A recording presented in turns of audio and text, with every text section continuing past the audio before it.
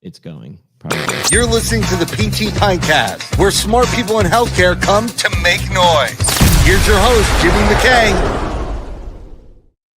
You're listening to the Pintcast, where smart people in healthcare come to make noise. Here's your host, Jimmy McKay. Yeah, I am the host, Jimmy McKay, and I had it on loop. So I played the damn intro. I played the intro twice, but that's twice as good, Andrea. We know in marketing, once is awesome. 2 times, twice is awesome. And you were making sure everyone was awake. It's Monday morning. Yeah. I'm going to do the live reads first. We have sponsors, Andrea. This episode is brought to you by Get the Message Out. That's my company. I'm sponsoring my own show. Very meta. Helping healthcare providers craft unforgettable stories that actually connect, because marketing isn't just about more content. It's about content that matters. We'll get a live read for you. We'll do that eventually. Maybe we'll workshop it. Also want to thank Brooks Institute of Higher Learning, building strong, adaptive leaders in physical therapy with mentorship, real-world training, and business skills that make an impact from day one. They've got residencies and fellowships down there in Jacksonville, Florida. BrooksIHL.org. That's BrooksIHL.org. One more time, because 3 times is when you're supposed to read the website in an ad. That's when people stick. BrooksIHL.org. Andrea, welcome to your show. We're going to do a show together. Awesome. Thank you so much for having me. We have to give a good intro. Now, we call this in radio, this is the re-rack. This is the context, because someone's been watching for a minute and they've heard me screw up the intro twice and read sponsors. Not a whole lot of value there yet, but today, the co-host has scaled urgent cares across the Northeast, built marketing systems from stealth to Series A, and rebuilt the HSA sales story at Fidelity. She doesn't believe in random acts of marketing. Good. She believes strategy that compounds. I like that. We'll figure out what that means. Today, we're talking about the difference between what you see in your sales process and what your customers actually experience. Spoiler, they're probably not the same thing. It's a gap. It's a gap most clinic owners, and I would venture to say if we zoomed out, business owners don't even realize that they have. Marketing strategist and growth operator. Welcome to the show, Andrea Tager Cheney. Do you hyphenate in real life?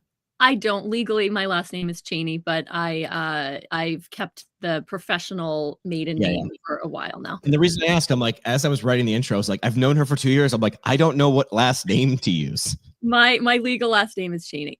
Okay. So how is the intro? Was it accurate? Did I leave anything major out? No, it was great. Please follow me around and tell people that is my intro. Okay. Thank you so much. All right. So you posted recently, and I literally commented on LinkedIn. You should follow Andrea on LinkedIn for a lot of these things we're going to talk about founders mistaking their sales process for customer journey. And we need to we'll define terms in your own words, right? First, but why does that disconnect matter so much in healthcare marketing? So let's start with, what is a sales process? Doesn't have to be official Funkin' Wagnall. Doesn't need to be the dictionary definition. No one has encyclopedias anymore.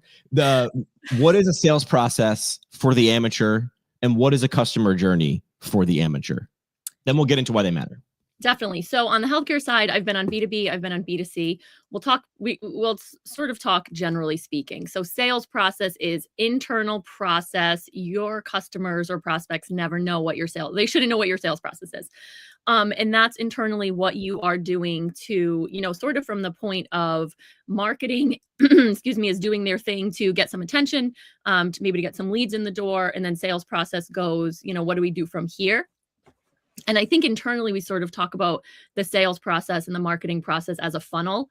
I do not talk about it as a funnel, because people do operate in a funnel. So, if you hear the classic marketer or the salesperson, it's top of funnel, middle funnel, bottom of funnel. We can talk about that internally all we want to sort of identify the type of content we're sharing, when we're sharing it, where we're sharing it.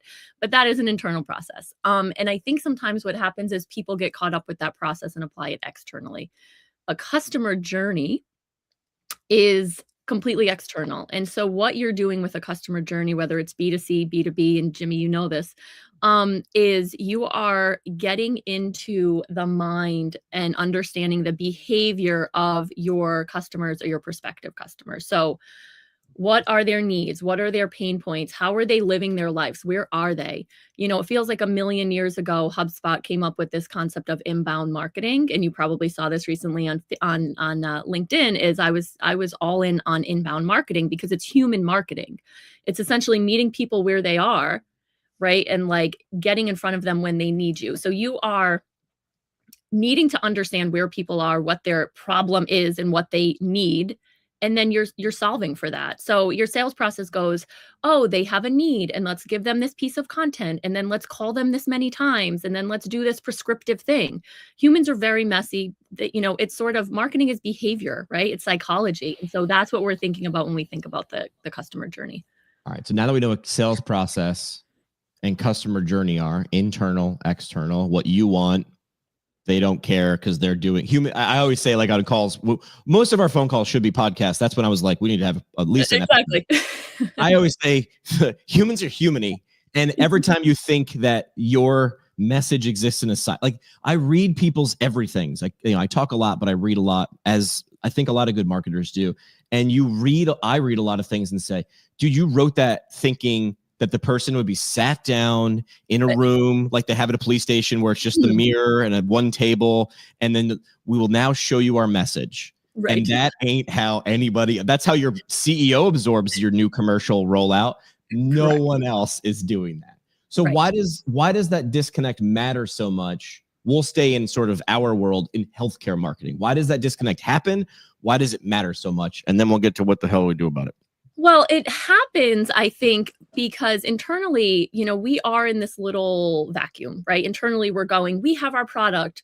Let's figure out how to get in front of people who need our product, right? And so we design these very beautiful strategies and these, you know, like I said, our sales process. And we're going, when someone first realizes they have a problem, what content should we give them? And I'm not saying that's wrong. What I'm saying is not everyone follows this perfect flow, right? And at the same time, so I've worked in healthcare organizations where the sales cycle is 2 years. And so you are essentially nurturing or courting someone for 2 years, and not all organizations are created equally. So within those 2 years, you're not treating everyone the same. And maybe it's 6 months for some. On the B2C side, if we're talking about PT, I've been in retail health, you know, I've been in B2C organizations. It may be immediately, I know I have a need, I need to go find a solution. It may be my doctor tells me I have a problem, and then I'm like, where do I turn? And maybe I'm asking friends, maybe I'm posting on Facebook, maybe I'm in my Nextdoor app, like asking my neighbors, right? So my journey may look very different. So I think, you know, to answer your question around like, why does this happen? I think internally, we're very much thinking about our product and how to push it out there. And I think externally, we're not on people's radar, right? Like brand awareness is very important. And this is why it's important, but we don't know exactly when someone is going to need us. We don't know the trigger. Like humans are behaving as humans, sort of, as you said, humans are humany. That's a better term. That we can put humans are humany on a t-shirt and sell it at a marketing convention. You are right. Human behavior does not directly parallel our sales process. That's not very t-shirt friendly. That's why you're the wow, right? Yeah. So theoretical name for the show is Wow and How. And I think like if there were a Venn diagram, Andrea and I are both probably marketers, right? And I think 60% of what we would do if given the same problem would be similar, probably not the same, but similar. And then 40% would be different. I think that's a good thing. Yes. I think if you hire 10 contractors to redo your bathroom, you will get 60% of run the pipes, do the electrical, do it in this order. But then you would also get vision. I'm probably a little more off the wall if you've listened to this podcast. I'm like, I've always said I work really well with how people. Andrea's a how person. Like she's going to have vision and creativity, but then she's going to look like, Jimmy, I need you to sit it down. Explain how we do half of the stuff that you just said, to which Jimmy would reply, I don't remember half the stuff. I don't remember 28% of what I just said. So I'm glad we're recording it. But I think that's what people need to understand is marketing is super simple. It's just not easy. Yes, exactly. Super simple, just not easy. And I think, you know, and we'll get to this, as sort of the ideal is marrying, right? Like your internal process with your external process. And there are some ways to do that. How do you explain, because you just brought up, in my opinion, a disconnect. You said, I think, because I'm doing it 100 miles an hour. You said from B2B, you might be courting another business. So let's say you sell software as a service. This would be an easy play, an EMR. Let's say you sell an EMR and you want clinics. So that is business to business. You just said, was I right, that you might be having to court that organization you're trying to sell to for 2 years? But Andrea, how can that be right? Because a lot of sales cycles or sales quotas are 90 days. I'm not a mathematician, but 90 days and 2 years, those numbers feel vastly different. Let's also look at marketing leadership turnover being a year or 18 months. The numbers add up, or they don't, I guess. So no, that's just it. I've sold into health plans, carriers. I've sold into large self-insured employers. I've sold into health systems, hospitals. It's a long process, right? And you're right. So sales quotas are shorter. How did you do this quarter? How are our numbers this quarter? And I think you might have done great, and you're on the third date, and we know what happens on the third date. Hello. But like knowing that an average organization is might take 2 years to make decisions before the stars align. It feels like there's a disconnect in communications sometimes, and I don't like to point fingers, but I do like to point fingers. Somebody has to own this, or a bunch of us have to own this, because you can't eat the food that you planted yesterday or 2 months ago or 90 days ago if it's a quarterly quota. That math don't math. But why are we so resistant to understanding that? We're so resistant because 2 years feels like a long time, and it is. I think the organizations that I've worked with, the smart organizations that get it right, are looking at what we have done from 2 years to close, right? And we can look at quarterly quotas, but we're looking at that based on what we did 18 months or 2 years ago. And so what I look at when I'm working with organizations that have a 2-year sales cycle, I'm looking at engagement, right? We have lag and lead indicators. And we get into all these terms in marketing, and some are good and some are, but we're looking at, are these prospects engaging? Do we, can we consider them a lead, right? We're not, if the sales cycle is 2 years, we can't even assume that they're going to be closed in any, so I think the smart organizations are looking at the right metrics and are looking at the right actions. And we shouldn't be holding people to quarterly quotas for leads that just entered the pipeline a short time ago. God, if I never hear the term pipeline again, it's nauseating. For me, it was so nauseating. Again, my background was broadcasting. So I had two different. I was B2C, and I was B2B. And again, for the non-marketing people who are trying to catch up, these should be. If we're ever using terms that sound too confusing, hold us accountable to that, either live or recorded, right? So business to business or business to consumer. So I think radio is a great example because people can sort of visualize it. I had to make the radio station I ran cool, whatever that meant, to the listener. My product was free. Like, I just gave it away and hoped people stuck around. And we had a few metrics we measured. Cume, total number of people listening. How many people are in your bar, right? Bunch of people. Time spent listening. How long are those people in your bar? Because the longer, quote, the better. But understanding that different formats will play for those things. Top 40 radio is going to play the top 40 songs. And then when they get to the 40th song, they play the first song again. So they understand that they want lots of people in their bar for not a lot amount of time. Exactly. Where I was rock. I wanted as many people as possible, but I knew I didn't have top 40s hip beats that were new every 10 minutes, right? So I wanted to put heavy towards time spent listening. Now, you might be thinking, like, how's radio parallel? It does, because you're just understanding what the audience is and what your goal is and how to match your goal to your audience's goal. Now, I also did B2B. I didn't sell anything to the person listening. Well, I shouldn't say I didn't charge them anything. That's where we get a little bit of a twist.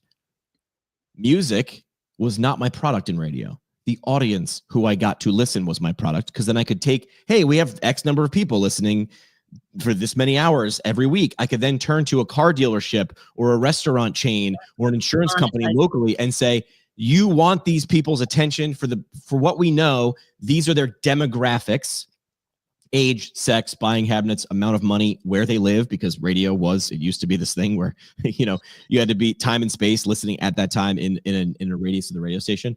And psychographic, they think this is cool, right? They're into this. So if you sell pickup trucks in Northeast Pennsylvania, my radio station had a bunch of dudes. You'd want to be on my radio station. And I think your post, which I will bring up on the screen second, highlighted you needed to do what that said. Put yourself in that audience. And I think a lot of people don't do that. Where I think either you said or someone said, the CEO will chime in, well, I'm our ideal customer. And everybody's like, you are not. You are not. And you are. your 17-year-old nephew who told us to be on, TikTok or something isn't. And it's funny because that's you can read across LinkedIn, right? Marketers are always like, oh, the 17-year-old nephew said to be on TikTok. And it's like, well, is that our prospect for our SaaS product or whatever the product is, right? Or service? Maybe, but not just because they said it. Like, exactly. Hold on, right? So let's bring up the post that sort of started it all, right? We don't need a customer journey. This is a quote that you're saying. We don't need a customer journey map. We know how our customers buy. You said you've heard this a time or two. Then you ask, walk me through it. And they describe their sales process, what we just talked about. Well, they usually find us through a referral or Google, and they book a call. We do a demo, send a proposal, follow up, close. That's not what the customer journey is, because the customer was doing getting the kids to school and then watching Netflix and going to work for 8 hours and so it's saying, here's what you're missing. Before they found you, questions to ask. How long were they dealing with the problem before they decided to solve it? What actually triggered them to start looking now? Where did they go first? I mean, the answer was Google for the last decade or two. And now I just put a pork butt in the crock pot through ChatGPT. Yeah, right. Because I didn't want to, if I searched how to cook a pork butt, what I would have gotten was some vlogger's life story and then a recipe at the bottom of one blog post for SEO optimization. So now are we, is it AI optimization? And where they search for your category, their problem, how did they get there? You're not thinking about those things. And now it's like Jimmy and Andrea aren't talking about marketing. You're talking about for healthcare providers, getting the right people in your clinic at the right time. You go deep. They're evaluating. While they're evaluating you, who else is chiming in? Who's the decision maker, right? What objections are they hearing? What criteria are they using? Like you went really deep in this post, and I'll share it in the show notes. Thank you. Yeah. And I think, while they're evaluating or what happened before, I mean, there's so many things. And right, as marketers, there are things that we just don't know what we don't know. And we certainly can't measure it, but we do know that there are things happening behind the scenes. Right. And so we can't just assume that when someone sees our LinkedIn post or our Facebook post or something, like they clicked and that's how they found us, or when they Googled us or whatever it may be. A good example is when I was in the retail health space. So I worked for an organization that was in Connecticut, Westchester, New York, and then moved into the Boston area. And it was an urgent care. And so we, it was an amazing organization and we had really smart marketing. But I had sort of an aha moment one day when I was looking at our Google Ads data. And, I sort of said, people aren't waking up and then Googling us, right? Like, this is the mom. We had personas, and one of our main personas was the busy mom who has 6 kids. The mom in the middle of the night is doing research to understand why her child just woke up with a fever, right? So whether that's Google or on some forum or whatever it is, ideally, reaching out to their doctor or nurse line or something. But, things are happening and we don't know that they're happening. And so I think we couldn't have necessarily accounted for that in a beautifully designed customer journey, but it certainly was like an aha moment for me. Reddit wasn't a place to be if you were in marketing 3 years ago. And now people are like, because Reddit is the town square now, because maybe we're seeing shifts, right? Twitter sort of lost a lot of users, and people had to go to something to discuss and find things out and go deeper. When I'm analyzing, there's this new, I think it's a year old, and it's like a coffee table. It's almost like a big iPad, and it'll play board games on it. So it's like a mashup of old and new. Do you know what I'm talking about? Yeah, I think so. Put pieces on it. It'll play like Scrabble, whatever. Yep. And I'm like, oh, this is cool. I want to get this, right? And then I'm like, hang on a second. I've had that hot stove touch burned before. You bought the $1,000 thing thinking it's going to feel like $10,000. And then I'm like, well, let's go to Reddit and see who's trashing it or not trashing it. And that's where people are that's the tipping point of decisions. You have to understand that, at least that. It doesn't have to just be run to Reddit, but where are people, when are people, how are people making these decisions? Are you there or not? You're exactly right. And Reddit is a great example. I mean, that has become a significant part of a lot of organizations' social strategy, B2B and B2C. B2B decision makers are looking on Reddit. You think of I Really? think Wait. Business to business is doing that too? I they thought that was are. a lot. Really? Yeah, so B2B and B2C, and because and I don't know the numbers off the top of my head, like the traffic and the engagement within Reddit, but I mean there are organizations that dedicate. There are people who are full-time moderating Wild. conversations on Wild. Reddit about their brand. It's wild. Wait. If I'm a CEO, Andrea's my VP of marketing. Andrea, we're gonna pay some millennials or younger. I don't even know what's after millennials. We're gonna pay some kid to sit at home and just like essentially troll Reddit. And Andrew's going to go, yup, and we want a really good one because they know what they're essentially looking for needles in a giant digital haystack. But what is some of that insight worth on a monthly basis? And what is beginning or jumping in on a conversation worth? It could be a lot. A lot. I mean, it's the same person that's monitoring and moderating as in Facebook groups who are Right. on the Nextdoor app, who are looking at Yelp, who are looking at Google reviews. I mean, this is all online reputation. And I say this to every client that I work with is, that's your online reputation and people are getting the word out there, positive, negative, you need to be in the conversation. Or if they're just asking a question, you want to be the first one to respond versus someone who's going to go, oh no, I tried this other thing and names your competitor. What are those people called? What's that job called? Oh, it could be. I mean, it falls within digital strategy or social Would strategy. you search for that on like Upwork to find someone? It's a good question. I mean, on Upwork, I don't know if you've seen some of those titles on Upwork, but it could be a social. It could be a social media coordinator. It could be That's within the social team. Yeah, and I mean, maybe there's someone who has like a specific title that's like Reddit or whatever on like community. Essentially, the way I would pitch it if I were a marketing person, if I was like, what would your underling be? If I worked for you, what would Jimmy's title be? Like director of something? Because I would never be a VP of anything, nor should I. I mean, you could be a director, manager, whoever the person is. But I would say, is it important for us to watch what the weather looks like in Iowa if we're in New York? And it's like, well, if you want to prepare people for a blizzard 2 days from now, the answer is yes. That is what this person is doing, is they're watching the weather station, and it's like firemen. Firemen are lazy. Like most of the time they just sit around the firehouse and just like watch TV. Yes, but when the bell rings, they get their stuff together and you need them ready right then and there with the right skill, the right tools, the right training, the right time. And it feels like this is not a want. This might be a need if you're a large enough organization where those decisions are being made.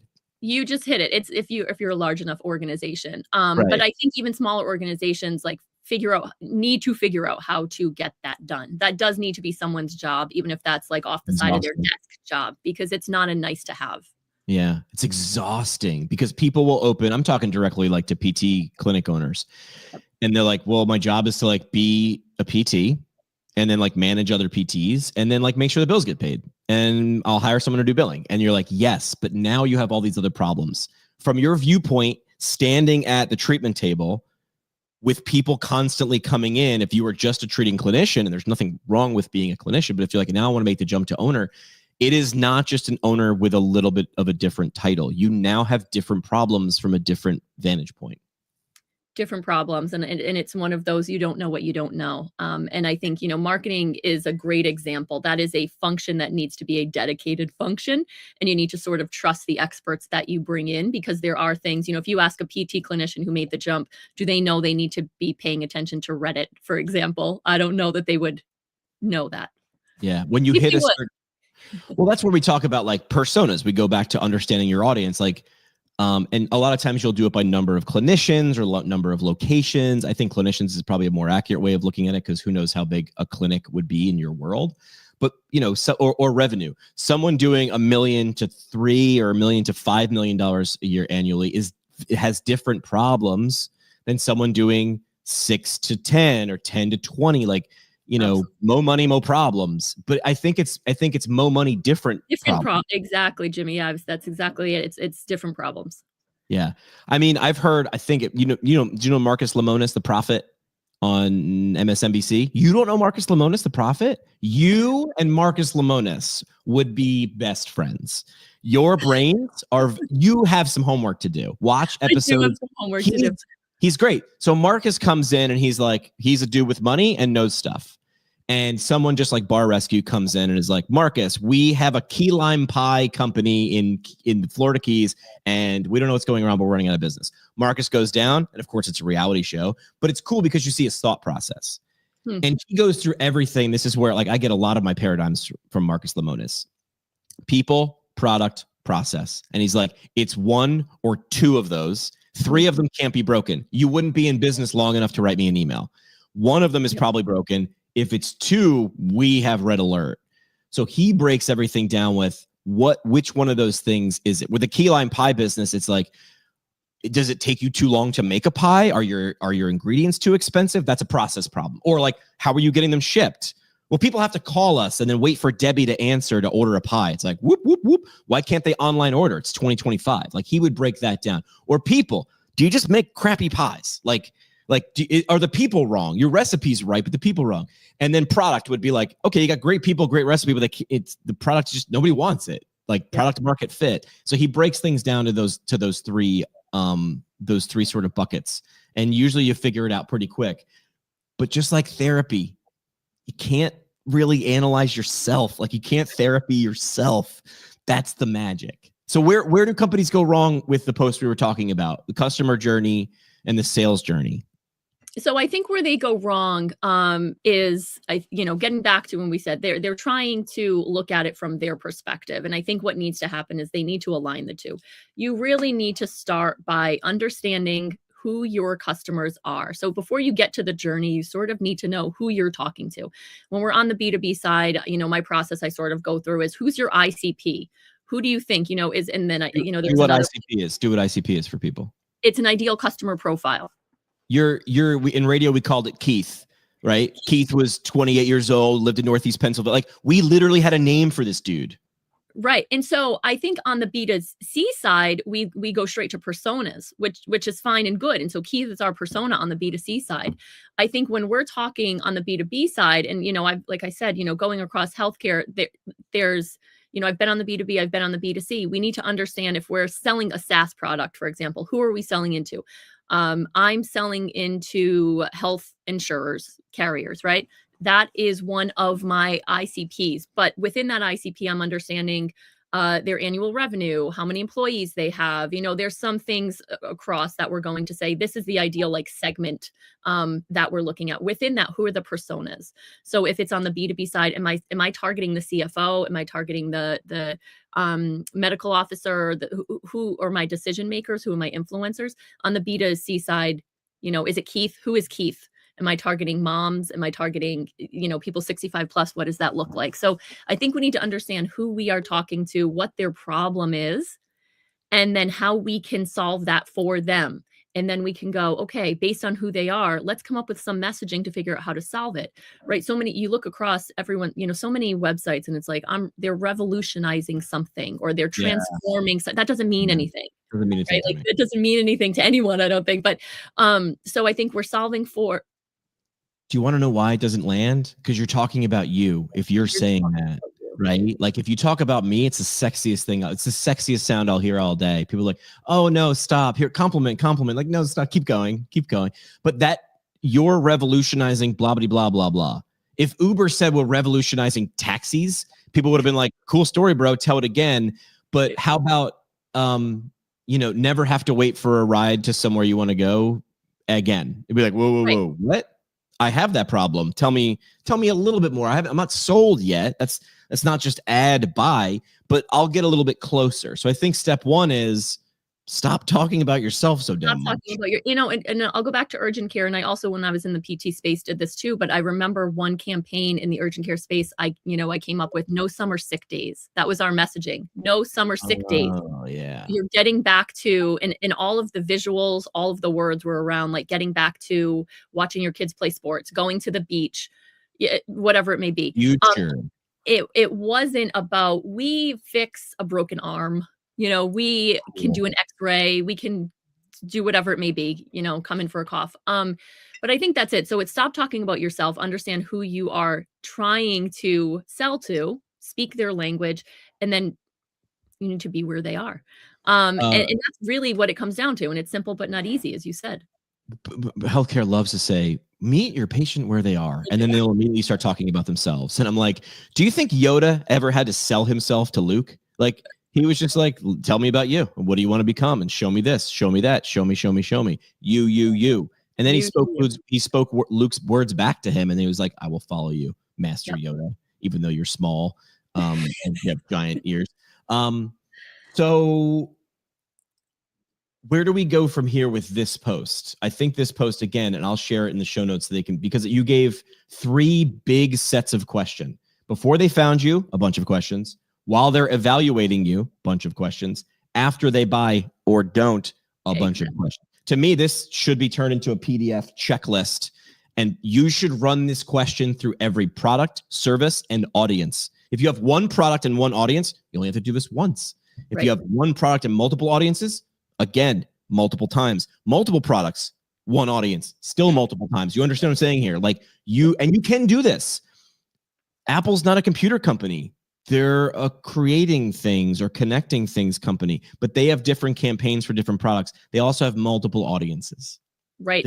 And the output from this is like, where do we go from here? The output, when you've answered those questions and more, is you have on paper customer journeys, and you have them for each of your types of customers. And there's still a little asterisk that goes, not all humans are going to behave this way, but here's some direction, right? And I think that's, what we want to get to is, how can we understand how most of the humans are maybe behaving, and you're going to have multiple journeys. It's not going to get us to 100%. Correct. Want to say thanks to Empower EMR, talking about SaaS, software as a service for the cool kids. The EMR designed by and for physical therapists. Faster documentation, simpler billing, and more time to do what you do best. Be a physical therapist. Who would have thought? Find them online at empoweremr.com. It's empoweremr.com. They know that switching over is stressful. You can do a full test drive. No pressure. Like, kick the tires, light the fires, see if you want to do it or don't.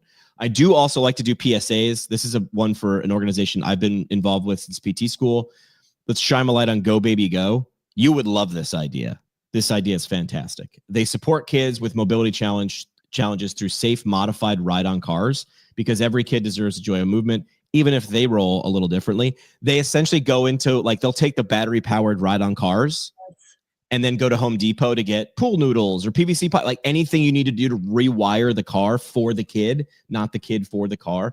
And then they just give these plans away. And then people do like hackathons in their own communities for kids.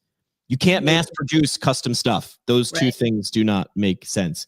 But you can customize stuff at scale. And if you do a hackathon, so these things are just like, go to Go Baby Go, or just Google Go Baby Go. You'll find out where your local chapter is. I got exposed to it in PT school, and my school is Marymount University is a super site, which means they do X number of builds per year and make the X number of cars. It's pretty dope. You said marketing compounds. That sounds like a financial term. So what does marketing compounds actually mean? Like, how can a $1 million clinic start thinking that way? Because a lot of people would say, in my world, I posted 3 times last week and it didn't work, or I ran Facebook ads for a month and it didn't work. So I have other thoughts, but I want to hear what you meant when you said marketing compounds. Yep. So what I think in that instance, in that post, what I meant, and what I think generally I mean, is if you're doing the right marketing, you're doing smart marketing, you're doing strategic marketing to the people where they are and solving problems for them, your marketing is going to continue to compound and grow for you. If you're just doing patchwork marketing or throwing things at the wall and doing 3 posts, wonderful. What were those posts? What else did you do? What were you saying in those posts? You're not going to see that growth. But really, that's what I was talking about. I had a post the other day. We're talking a lot about posts, right? So I knew my audience. My audience typically is physical therapists. And now I'm getting more into the owners, or people who want to become owners of their own destiny and clinic. And I said, so I started the post by saying, doesn't it frustrate you as a physical therapist when? Now, I already win. I earned 3 seconds more. If you saw that, I stopped your scroll for 3 seconds. So I essentially said, doesn't it frustrate you as a physical therapist when people say, tried PT doesn't work? Now I've got them. they're going to read another 20 seconds because they go, yes, that is a biggest annoyance. And what I was getting at is your snapshot reaction now is to say, but maybe it was bad PT, or what they do, or maybe you were inconsistent, or maybe this, or maybe that. Defending the entire profession while knowing very little about the situation. And that's good. Those are great questions to ask. Those are good motivational interviewing questions to ask. If that person were in front of you, or at Thanksgiving or holiday dinner, right? Oh, you're a PT? Tried that, didn't work. Your reaction would be like, PT's great. You had a crappy one. Better would be, help me understand what that looked like, because what I think is good and what that, right. All right. So that was the gist of the post. And then I flipped it. But what if I said to the same PT who had that visceral reaction to PT doesn't work, those people a lot of times will say content doesn't work. Marketing doesn't work. I tried it six months ago. We put $1,000 into it and it didn't do anything. Do you see the parallel? Well, what'd you do? Did you go to your parking lot and light $100 on fire and record it and put it online? Yeah, that wouldn't work either. What'd you do? Did you understand Simon Sinek loves to say, start with why. Yep. Dude is multi-best-selling author, whatever, one of the most why. But I'm going to go against Simon Sinek. Not really, but hold. You start with who? Yes, we've talked about this. You start with who? We'll do a whole episode on this. That's next week. You start with who. Can't wait. You have to start with who. Yes. Then you go to what? What are their problems, their hopes, their dreams, their bads and goods? Then, no, hold on. Then you go to your thing. But what can you do about those hopes and dreams and problems? And where, like a Venn diagram, which is my favorite Venn diagram, wherever their hopes and dreams and problems and your solutions and strengths cross, that is your shared why. That's how you get GE brings good things to life. That's how you get just do it. That's how you get think different. Is a stupid process that starts with who, crosses what's, and then you can say, you can transfer that what in video, audio, text, a mime standing in front. Like you can do that if it makes sense. But I tried marketing, I tried content, it didn't work. To the PT who says, well, maybe you had crappy PT. Like, to me, it's a great, you cannot have both without speaking outside both sides of your mouth. Yep. Yeah. I couldn't agree more. I think the start with why is an interesting one too. You have to start with who. Yeah. And I think, when I've talked to people who have said marketing doesn't work, or I've tried a bunch of agencies, or I, went through a bunch of marketing leaders, will help me understand what you were doing. What did they do for you? What was the strategy? And that's a frustrating thing as a marketing leader, sort of going, marketing hasn't worked, or, it's no secret. And I shared at the beginning, marketing has the shortest tenure in the C-suite. Yeah. And for a few reasons, but it's very misunderstood. And I think if you're not getting immediate results, you're out the door, because marketing is tied to pipeline and revenue and, for better or worse. And I think it's, like, understand what you're doing and understand also how long it's going to take before you get rid of your marketing team. But, why did you have so many marketers? Did you give them strategy? Did you help them understand what the strategy is so they could do what they're doing? Because if you go hire someone and go, make me some posts, they're just going to make you some posts, right? You're hiring a junior level social media person. They're going to make you posts. What does that mean? What is that going to do? I did some stuff. Andrea, look, I did marketing. Was it good? Was it good? I marketed. What'd you do today? Marketed? Did you? And we won't get into hiring people and then telling them what to do and then wondering why it didn't work, right? So that's another. I've a lot of war stories, of course. Do you know who Chris Do is? I don't. Man, I'm dropping a lot. You got more homework. Chris Do is like a graphic designer, but now he sort of helps people understand how to build a brand, talking a lot to freelancers a lot of the times, or brands, whatever. And I think it was him, had a price guide. I'll find it. And essentially it was like, I do everything, $5,000. I do everything, but you tell me how to do it, $10,000. Like, I'm going to charge you more. And then eventually he gets down to, I sit there and watch while you do everything, $50,000. I was like, why'd you hire me? Dude, I bought the house I'm sitting in right now 4 years ago, and I renovated my kitchen because I was like, I don't have a lot of money. How hard could it be? Spoiler alert. Really hard. It's really hard. I don't know what I'm doing. I didn't have any of the tools. I owned a hammer and a screwdriver. So when someone says your kitchen's going to cost 40 grand, you're like, that's ridiculous. I could do it better, cheaper, and then do it. I will never renovate a kitchen again. It's not awful. I had friends help me, but still, I'm like, I get it now. The problem is, I think, with sometimes when in marketing or kitchen renovations, if you sell, well, I'm going to demo your kitchen that costs $3,000. I'm gonna haul all the garbage away from your old kitchen. That's $1,500. What do you want it to feel like when you wake up in the morning and you turn your coffee pot on? Clean, new, fresh. Right. You sell clean, new, fresh. Don't sell demo, sheetrock, electrical, plumbing. If you sell those things, you'll be selling those things forever. But I sell one dream. You tell me what the dream is, I'll draw it up, and then you want it or you don't. That's my prescription. Right. So there's a lot of things words I'm using, like prescription or sell, that sounds like they're healthcare or marketing. They're both. Yep. Humans. Yep.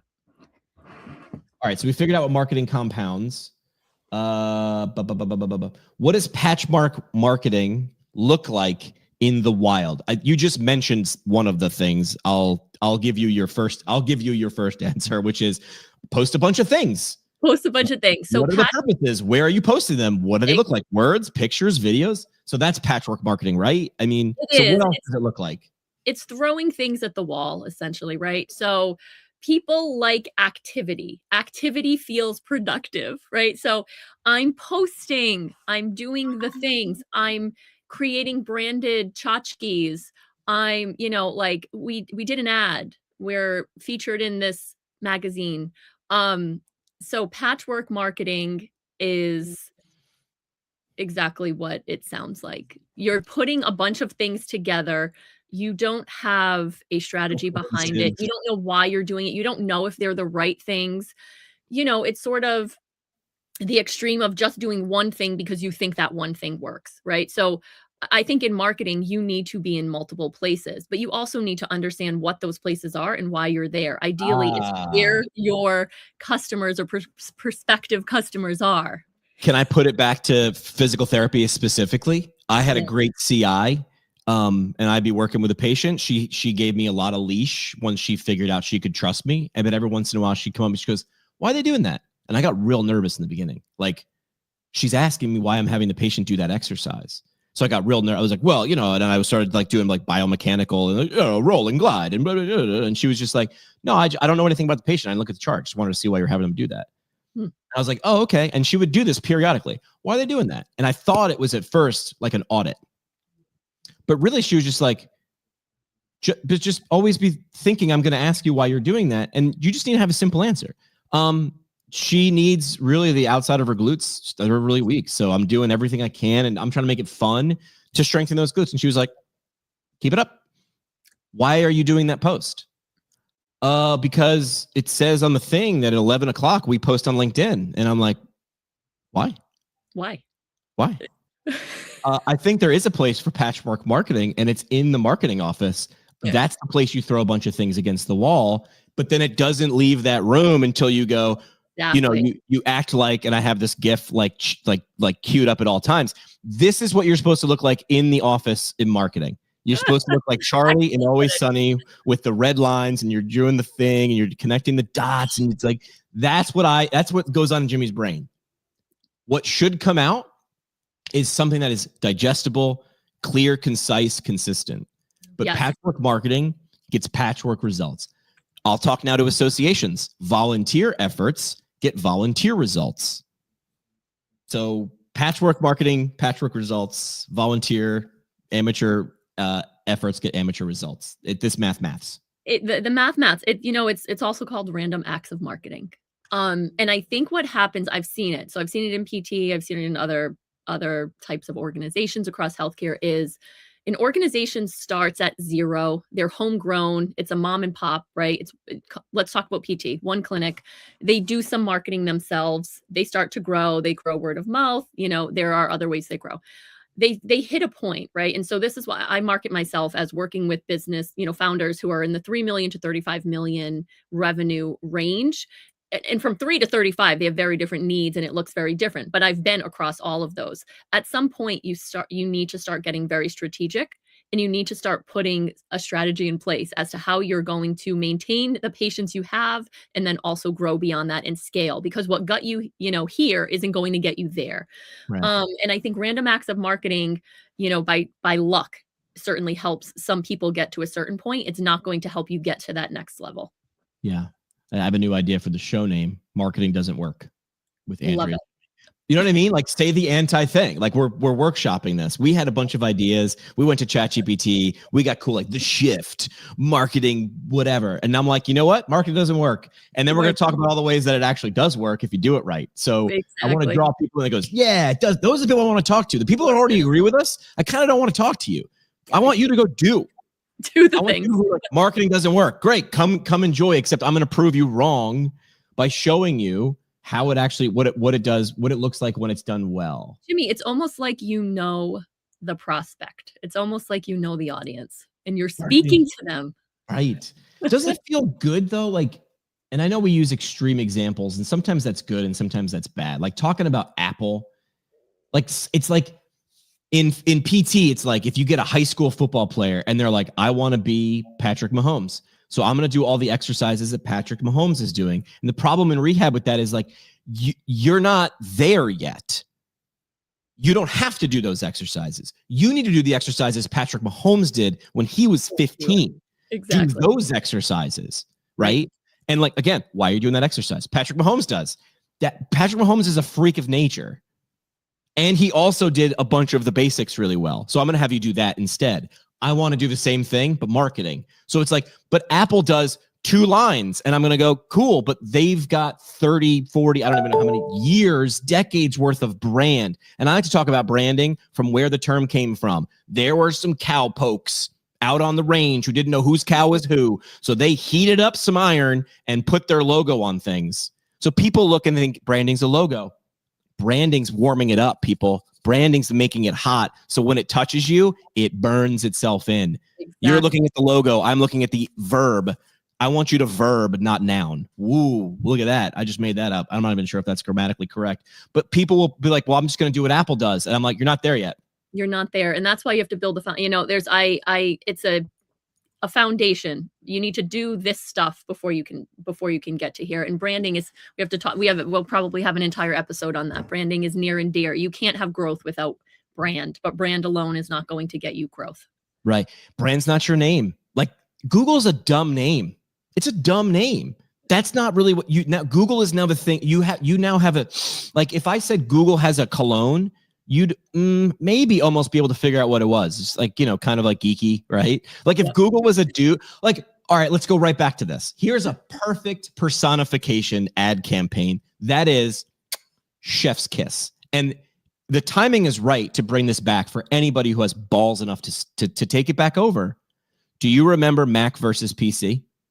Absolutely. Mac versus PC, we'll talk about it in the next episode. Maybe we'll show a clip, was 2 actors, white background, nothingness, right? And it was the actor Justin Long, who sort of like dressed like me, like just t-shirt and like unbuttoned flannel. And he's like cool, but he was not the coolest kid in high school. He was like, everybody knew him and sort of liked him, right? That's how Justin Long walks on the screen, whether you know him or not. And then this other guy walks on with like a sweater vest, with a suit jacket and glasses and hair that's glued down. And they're just talking to each other. And they just, hey, Mac. Hey, PC. And then instead of having to talk about megabytes or processing speed or anything, Justin's Long is like doing something on his phone. And PC's like, what are you doing? He's like, I'm editing a video. On your phone? Yeah. How much did that app cost? Oh, no, you just get all the apps when you buy an iPhone. And like, is it hard to use? Because I spent 6 months learning how to use Pro Tools. And he's like, no, it's like, I'm pretty all right with it. But like, it took me like 12 minutes. Like that is framing. They knew who not only did they know their audience and their problems and their hopes and their dreams, they knew the villain. Exactly. And Microsoft spreadsheets and Microsoft Word. And they're like, you know what we are? Not that.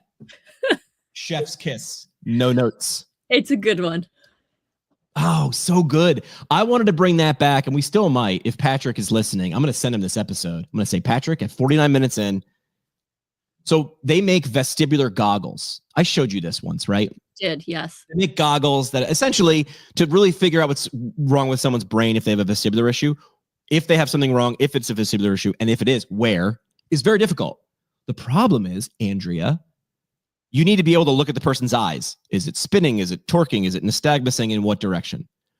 When you have light coming into the eyes, those movements are dampened. It's a natural human, it's a good thing for the brain, right? So you just need to see someone's eyes in the dark, which is hard. So they were like, okay, I see your eyes in the dark. And what we'll do is we'll just put them in like almost like an Oculus, but night vision cameras. So you can look on your laptop as the clinician and go, oh, I can see your eyes in the dark. The patient sees nothingness. The eyes are like, oh, I can do the thing that I'm supposed to give away my secret of where the problem is. I said do Mac versus PC because, and here's the personifications. Their vestibular first goggles are Mac and PC are Frenzel lenses. And Frenzel lenses are like giant, like Coke bottle lenses that would make the person's eyes look like this. That was the solution like 50 years ago. But here's the thing. Clinics still use Frenzel lenses. They still use them. All it does is make the eye bigger. You still need light, which ruins the whole gag, right? So I was like, Patrick, Mac versus PC. Like, I don't even care. And he was like, great, you're Mac. And I'm like, oh, crap. I just talked myself into a role. I don't even have a SAG card. But like, that's marketing, man. And here's the thing, though. Vestibular first, not new. They've been around. They've got street cred. You can go into Reddit. People are, if you say I need vestibular, they're like people that don't know Patrick and Helena. Jump in and go, this link, buy them, do not question it. Have a nice day. No, end of story. They are now here, trying to get here. Now it is appropriate to do that. Here? No. Well, no. Maybe. I don't know. That's a quick way. They have the brand equity now. They already have the brand equity. They might have been able to pull it off here.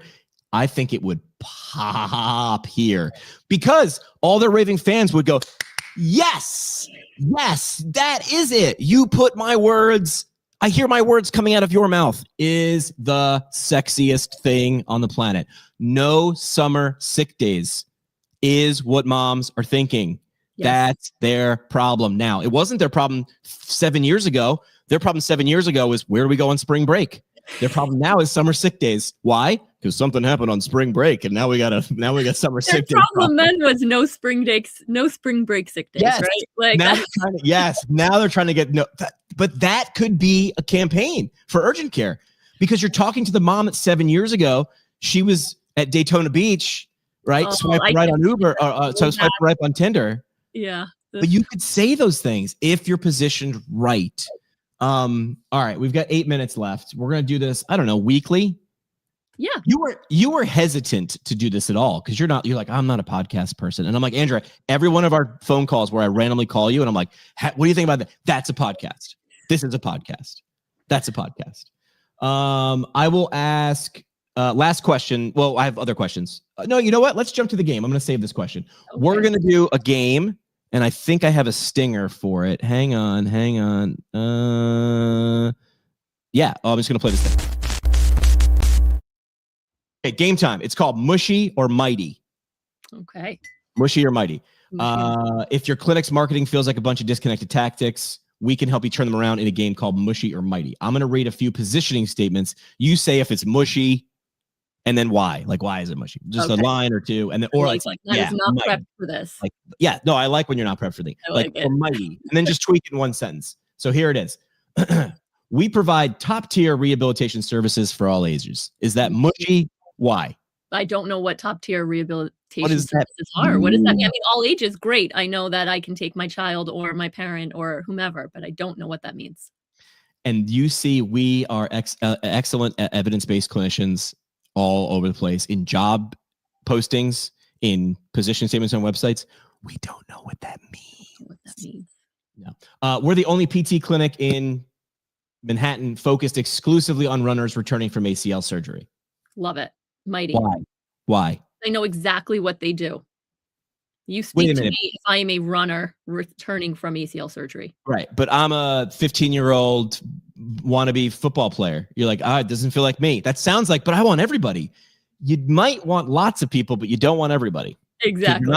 I was told you're not pizza and you're not, something else that's a little more than pizza. So you can't make everybody happy. You're not pizza, you're not ice cream. You can't make everybody happy. Right. except for the lactose intolerant. We use cutting edge technology to personalize care.